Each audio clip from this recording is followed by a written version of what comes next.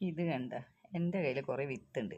ഇവന്മാരൊക്കെ ഞാനൊന്ന് ഇട്ട് നോക്കട്ടെ എങ്ങനെയുണ്ടെന്നല്ല. വാങ്ങി വെച്ചിട്ട് കുറേ നാളായി. മോളുടെ അടുത്ത് പോയപ്പോൾ കഴിഞ്ഞ വർഷം വാങ്ങിയതാണ്. ഇതുവരെ ഫ്രിഡ്ജിൽ സൂക്ഷിച്ചു. ഇത് ഞാൻ വിത്തിട്ടിട്ട് ഇത് വിത്ത് പാകാൻ പോവുകയാണ്.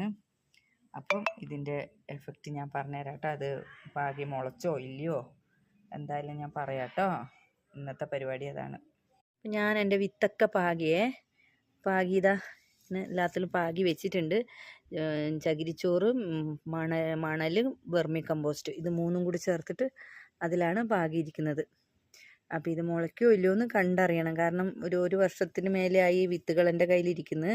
അപ്പം ഞാൻ മോളുടെ അടുത്തുനിന്ന് ഷാർജയിൽ നിന്ന് വരുമ്പോൾ വാങ്ങിക്കൊണ്ട് വന്നതാണ്. അപ്പം നോക്കട്ടെ കേട്ടോ.